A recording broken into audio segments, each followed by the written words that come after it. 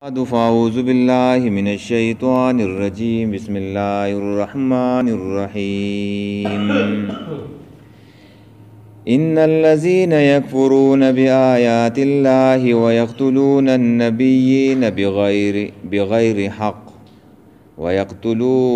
ويقتلون الذين يأمرون بالقسط من الناس فبشرهم بعذاب أليم أولئك الذين حبطت أعمالهم في الدنيا والآخرة وما لهم من ناصرين.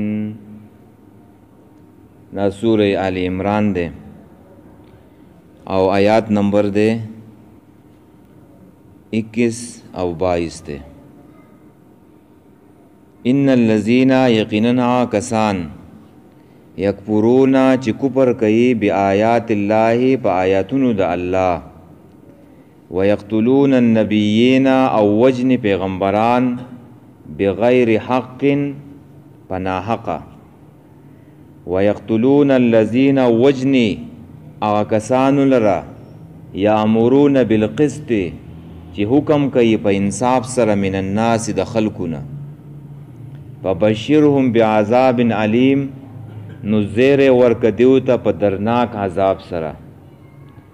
اولئک الذین دا هغه کسان دي حبطت اعمالهم چې برباد دي عملونه د دیو په دنیا کې والآخرت او په آخرت کې وما لهم من ناصرین او نه به د دیو د پاره څوک مددګاران.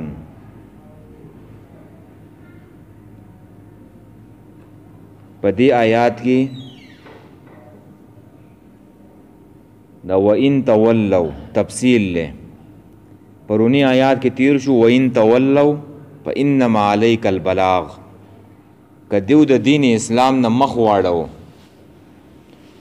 نو وس چې دیو د اسلام نه مخ اړېلې ده او اعراض یې کړی دی نو وس په دې آیات کې د هغې تفصیل بیانیږي. یعنی دغه اهل کتاب چې یهودیان دي او نسوارا دي دیو د اسلام نه مخ ګرځولی دی په دلیل د دې دریو کارونو سره چې هغه درې مرضونه او درې کارونه اوس په دې آیات کې ذکر کیږي او هغوی ته تخویف اخروي دی. تخویف اخروي او تخویف دنیایي یره ورکول دی د آخرت دې خلکو لره او د اهل کتابو قباحه بیانولی مقصد د آیات دا دی چې د هغوی هغه بد کارونه چې د قرآن بیانوي راښکاره کوي چې دې اهل کتابو په ځان باندې د بزرګۍ پردې او صادر راچیلي. الله تعالی د دیو نه د بزرګۍ او دا صادر چې د نه اوچتیو دې امت ته ښکاره کوي چې دا وپېژنئ دا ستاسو دشمنان دي. او دیو به ویله چې د ځان صفتونه یې بیانوله چې مونږه د الله اولیاء یو د الله دوستان یو او د نیکان خلق یو او زمون سره چې کم دین دی نو دا غوره دین دی. نو الله تعالی وایي چې په تاسو کې خدا مرضونه پراته دي. هغه مرضونه کم دي یکفرون بآیات الله د الله په آیاتونو باندې کفر کول. دویم ويقتلون النبیین بغیر حق پیغمبران چې دین وجل پنا حق باندې. او دریم ويقتلون الذین یامرون بالقسط من الناس او هغه خلق وجل چې امر بالمعروف و نهی عن المنکر کوي. نو د دیو د پاره څه دی درناک عذاب دی. دا د دیو د بد صفات دي. ان الذین یقینا هغه کسان یکفرون بآیات الله چې کفر کوي په آیاتونو د الله دی اولنې مرض دی. په دې یهودیانو اهل کتابو کې دا مرض پروت دی چې څه کوي یکفرون بآیات الله د الله په آیاتونو باندې کفر کوي. او د آیات نه مراد تورات دی انجیل دی او قرآن دی. تورات ورته راغلی او په هغې نه انکار وکړو. انجیل ورته راغلی او په هغې انکار وکړو. قرآن ورته راغلی او د هغې نه چې ده نو انکار وکړو. ویې نه منودله نو دا کوپر شو. دی ویلو کنه سمینا وعصینا واورېدل خو نه منو. او په آیاتونو کې د سو د توحید آیاتونو د الله د یووالي احکامو پکې د رسالتو او د آخرنی نبی د دین د دې مخالفت وکړو چې آخرنی نبی ونه منو دو دیو ته په تورات او په انجیل کې د هغې صفات بیان شو په قرآن کې هم نو چې وی نه منودلو نو دا یې کفر وکړو د هغې نه انکار وکړو. او بل صفت د دیو دا په مشرانو کې وو او په کشرانو کې هم دا صفت و چې دیو د الله د آیاتونو نه انکار کول. نو ځکه د مضارع صیغې راوړه مضارع صیغې ځکه راوړه چې د دیو په مشرانو کې دا صفت و نو په کشرانو کې هم شته. ښه جي ویقتلون النبیین او دویم کار یې دا و چې پیغمبران چې دی نو وجله بغیر حق پنا حقه. د دې تفصیل په سوره بقره کې تیر شوی و. نو د دې دپاره هم د مضارع صیغه راوړه. دیو خو پیغمبران نو قتل کړي کنه په مدینه کې چې کوم اوسیږي یا د نجران دا وپت دی خو د دیو مشرانو چې دی نو دا کار کړی و نو کشرانو دا کار حق ګڼلو او حق یې ګڼلو په دې باندې چې دی نو خپل مشرانو ته هغې ته څه نه ویله نو دا داسې دي په دې کار کې ورسره چې دی نو دا کشران هم شریک دي. نو ځکه یې ول د مضارع صیغه راوړه چې وژني پیغمبران چې د دیو مشرانو چې دی نو دا کار کړو نو دیو ورسره هم په دغې کار کې چې دی نو څه شو شریک شو. په دنیا کې واحد قوم دی یهودیان چې دیو پیغمبران وجل دي. په دنیا کې بل قوم پیغمبر نه دی وجلی هجرت یې کړی دی تلی دی شاته قوم تباه شوی دی او واحد قوم د یهودیان چې پیغمبران یې وجلي. او دا الله تعالی ولې نه ختموي چې دومره غلط کارونه کړلي نو دا ساتي د دنیا ته ښایي ما او تا ته ښایي چې دا وپېژنه او د دیو دپاره به عیسی علیه السلام راځي او په یو ځای باندې چې دی نو دا به کوتره کوي هر کاڼې بوټی به آواز کوي چې دا د یهودي پټ شوی دی مؤمن مسلمان ته به کوي چې راشه وجنه. ښه جي ویقتلون الذین یامرون بالقسط من الناس او وجني هغه کسانو له چې حکم کوي په انصاف سره د خلکو نه. نو په دې کې څوک شریک دي؟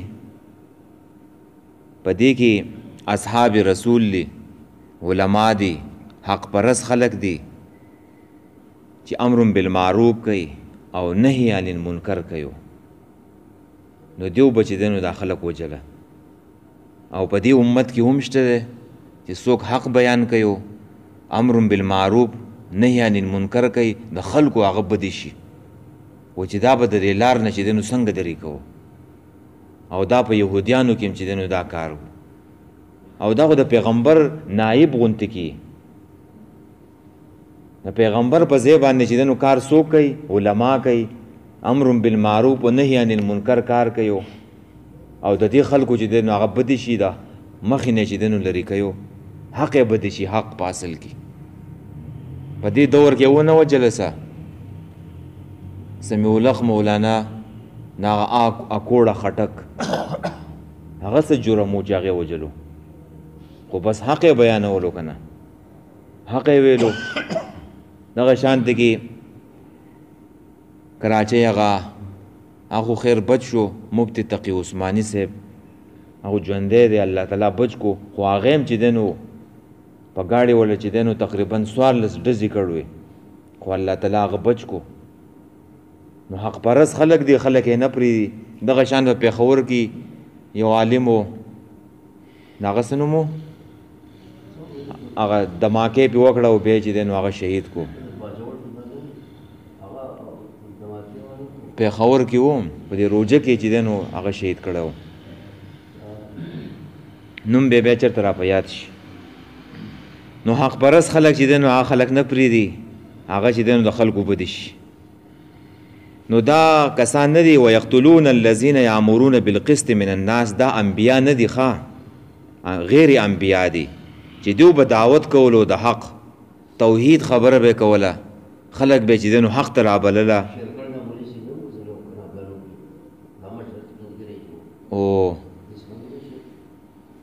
او د پېښور هغه چې و هغه دغه حسن جان مولوي صاحب او شیخ حسن جان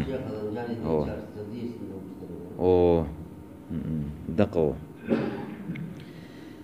او د قس نه مراد قس خو عدل ته ویو خو دلته تی مراد توحید او اسلام دی چې دیو حکم کولو خلکو ته په حق باندې په ټول دین باندې په توحید باندې په اسلام باندې نو دیو بچ دی نو هغه وجله هغه به چې دی نو قتلوله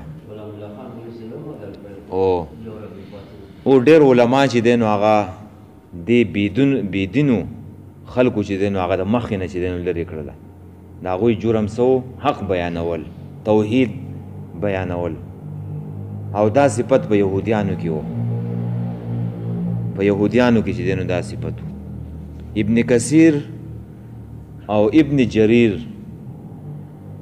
په سند د ابو عبیده ابن جراح رضی الله تعالی عنہ حدیث نقل کړی دی چې ما د نبی علیه صلات وسلام نه چې دی نو تپوس وکړو چې د قیامت په ورځ به د ټولو نه سخت عذاب چې دی نو د چای سخت عذاب نو نبی علیه صلات وسلام ما ته وفرمایله چې د هغه سړي به چې هغې نبي چې دی نو وجلی او قتل کړی د ټولو نه خطرناک او سخت عذاب د هغه چا به یو او یا هغه چا لره به سخت عذاب چې هغې امر بالمعروف او نهی عن المنکر کوو او هغه چا چې دی نو قتل کړی خلک یې نیکۍ ته رابلله او د بدۍ نه خلک منې کوله په دویم نمبر کې سخت عذاب به د هغه خلکو وي او بیا نبی علیہ السلام دا آیات ولوستلو ان الذين يكفرون بآيات الله ويقتلون النبيين بغير حق ويقتلون الذين يأمرون بالقسط من الناس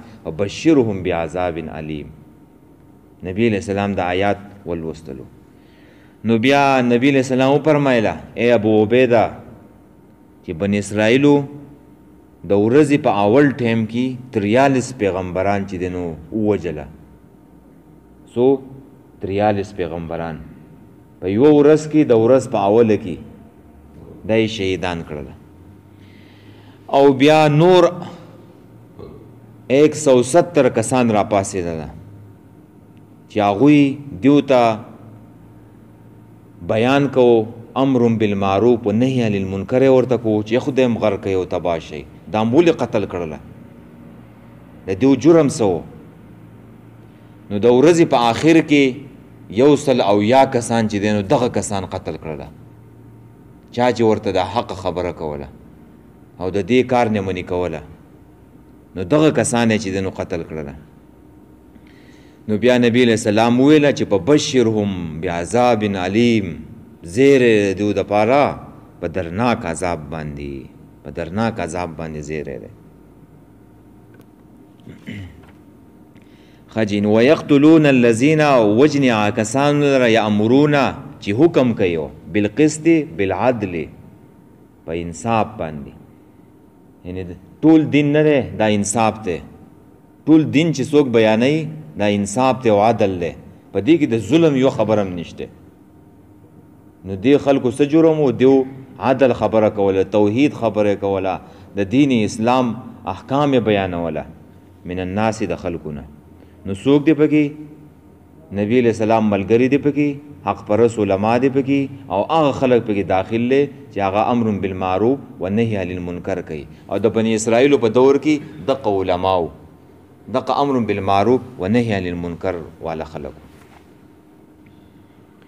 فبشرهم بعذاب علیم نو زیره ورکه دیو ته په درناک عذاب سره وای دا زیره خو په عذاب سره نه یو دا زیره او خلک په خبره ورکوي نو دې ته په عربی ژبه کې تحکم وایو څه ورته وایي تحکم ورته وایو چې د دیو دپاره خوشحالي ګوره د سره شتې نه خوشحالي وله د سره شتې نه څه دی وله عذاب دی عذاب استهزا ده دې ته په چا پسې څوک شرمول په چا پسې ټوغې کول شرمول دی ده چې ببشرهم زیره ورکه دیو ته بعذاب علیم په درناک عذاب سره خجی او حسن بصری رحمه الله ویلی دی چې څوک امر بالمعروف و نهی عن المنکر کوي نو هغه په مرتبه د انبیاو ته نږدې دي. د انبیاو چې کومه مرتبه ده نو هغې ته چې دی نو نږدې دي. ځکه چې دلته پیغمبرانو خبره وکړله چې پیغمبران وجني او بیا پسې هغه کسان ذکر کړله چې هغه امر بالمعروف و نهی عن المنکر کوي. نو د دې خلکو درجه چاته نږدې ده؟ پیغمبرانو ته چې دی نو نږدې ده. او د دې دغه نه خو یې معلومیږي چې ویقتلون النبیین، د دې نه خو داسې معلومیږي چې دوی ټول پیغمبران وجلي. د دې ټکي نه تاسو ته خیال دی چې وجنې پیغمبرانو لره داسې معلومیږي چې دا ټول پیغمبران دي وجلي. خو دا خو صحیح خبره نه ده، دوی خو ټول پیغمبران نه دي وجلي. نو جواب د هغې دا ده چې د الف لام پکې عهدي دي، بعضې پیغمبران چې دی نو دی ووجل دي. چې په هغې کې ابن عاشور ویلی دي چې زکریا علیه السلام و، یحیی علیه السلام و، حزقیل علیه السلام و، او داسې نور پیغمبران چې دغه 43 پکې دغه په یو ورځ دی چې دی نو هغه شهیدان کړو. اولئک الذین، دا کسان چې دي، دا کسان دا کم صفتونه چې دی نو هغه ذکر کړل شه. نو په دې آیات کې اوس د یو وهم جواب دی چې د دیو دپاره خو به نیک اعمال هم شته او یا دیو د ځان دپاره شفعا نیولي دي، شفارسیان نیولي دي، نو هغه به د عذاب نه بچ کړي څه چې څه نیک اعمال یې کړلي، یا یې چې دی نو مریدان دي شفعا یې نیولي چې زموږ شفارسیان دي، نو هغه به بچ کړي. نو حاصل د جواب دا دی چې د دیو نیک اعمال په سبب د کفر بالآیات سره او په قتل کولو د انبیاو سره باطل شوي دي. نه شفعا بچ کولی شي او نه دغه نیک اعمال چې دی نو بچ کولی شي. اعمال یې څه شو؟ تباه او برباد شو. چې دیو دغه 3 کارونه وکړله چې یو یې کفر بآیات الله وکړو، دویم یې چې دی نو پیغمبران یې ووجله، او دریم چې دی نو دا نیکان خلک یې ووجله. نو نه دغه مشران چې دی نو بچ کولی شي او نه د دنیا یو بل طاقت چې هغه راشي او دیو د عذاب نه چې دی نو بچ کړي. بل یو طاقت نشته چې دیو له چې دی نو نجات ورکړي. اولئک الذین، دا هغه کسان دي حبطت اعمالهم چې برباد دي عملونه د دیو په دنیا والآخره او په آخرت کې. څه نیک اعمال یې کړي دي، ما عملوه من خیر کصدقة او صله رحم، څه اعمال د خیر کړلی یا یې صدقه کړله یا یې صله رحمي کړله، نو دا څه شو؟ برباد شو په سبب د دغې کارونو باندې. ځکه چې سړی کفر وکړي که نه نو بیا هغې ته خو ستا نیک اعمال څه پیدا نه شي ورکولی.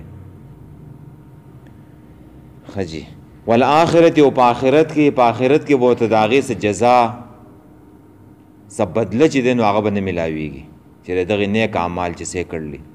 وما لهم من ناصرین، او نه به یې د دیو دپاره څوک مددګاران، مانعین لهم من العذاب، څوک نشته چې د الله تعالی د عذاب نه چې دی نو بچ کړي.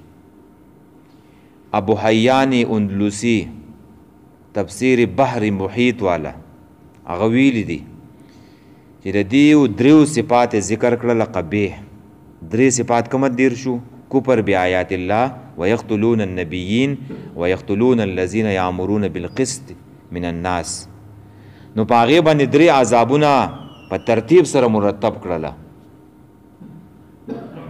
3 قبیح صفتونه ولا بیان کړله. نو په دې وروستني آیات کې ول 3 عذابونه هغې پې چې دی نو مرتب کړله. په کفر بآیات الله باندې څه عذاب دی؟ بشارت بعذاب علیم دی. څوک کفر کوي بعذاب علیم دی، کفر بآیات الله. دویم په قتل انبیاو سره څه کېږي؟ حبطت اعمالهم، عملونه چې دی نو برباد شو. او دریم په قتل د حق پرستو علماو خلکو سره څه کېږي؟ هغه دی عدم نصرت د ناصرینو. وما لهم من ناصرین، د هغوی دپاره به چې دی نو څه مددګاران نه یو. 3 قبیحو صفاتونو په ځای باندې درې عذابونه چې دی نو هغه ذکر کړله. بس دی جي. ان الذين یقینا کسان یکفرون چې انکار کوي کفر کوي بیاات الله پایتونو د الله ويقتلون النبیین او وجن پیغمبران بغیر حق پنا حقا ان د پیغمبر سره جرم نه و دیو پنا حق وجله پیغمبر اوس جرم نه وکړي چې سړی وای چې په حق باندې وجلو پنا حق او پنا حق دا ټکه الله تعالی زکوي چې دوم په دې باندې پخپل پویدله دو يهوديان پخپل په دې باندې پویدله چې د دوی اس جرم نه و مونږ پنا حق چې نو وجله ويقتلون الذين وجنوا كسانوا لريامرون بالقسط من الناس چې حکم کوي په عدل سره د خلقنا وجنوا كسانوا لرا چې حکم کوي په عدل سره د خلق من الناس د خلقنا وبشرهم بعذاب علیم نذیر ورک دیو ته عذاب درناک سره اولئک الذین دا کسان دی حبتت اعمالهم چې برباد دی عملون د دیو په دنیا کې ورته خلق ظالمان وای چې دا کارونه کړلی والآخرت او په آخرت کې هم برباد دی وما لهم من ناصرین او نه بيد دیو د پاره هیڅوک مددګاران وای